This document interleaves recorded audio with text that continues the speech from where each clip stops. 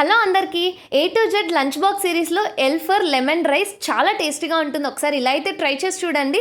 Mixie జార్లోకి పండు మిర్చి కానీ మామూలు పచ్చిమిర్చి కానీ తీసుకొని అందులోకి సాల్ట్ కొంచెం షుగర్ వేస్తే చాలా చాలా టేస్టీగా ఉంటుంది. గ్రైండ్ చేసి కచ్చాపచ్చాగా పక్కన పెట్టేసుకోవాలి. ఇప్పుడైతే ఒక కడాయి కానీ ఒక బౌల్ కానీ తీసేసుకొని అందులో కొంచెం ఎక్కువగా ఆయిల్ వేసేసుకొని పోపు దినుసులు శనక్కాయ విత్తనాలు వేసేసుకొని కరివేపాకు వేసేసుకొని కొంచెం మంచిగా ఫ్రై చేసుకోవాలి. ఫ్రై చేసుకున్న తర్వాత మనం ఇందాక గ్రైండ్ చేసి పెట్టుకున్న పేస్ట్, పచ్చిమిర్చి పేస్ట్, అలాగే కొంచెం పసుపు వేసేసి సిమ్లో పెట్టేసుకొని మంచిగా వేయించుకోవాలన్నమాట. తర్వాత లెమన్స్ ఒక పావుకి ఒకటి చొప్పున పిండుకుంటే సరిపోతుంది. పర్ఫెక్ట్ మెజర్మెంట్ అనమాట. చాలా చాలా టేస్టీగా ఉంటుంది. రైస్ వేసి మంచిగా మిక్స్ చేసేసుకొని సర్వ్ చేసేసుకోవడమే. టేస్టీ లెమన్ రైస్ అయితే రెడీ.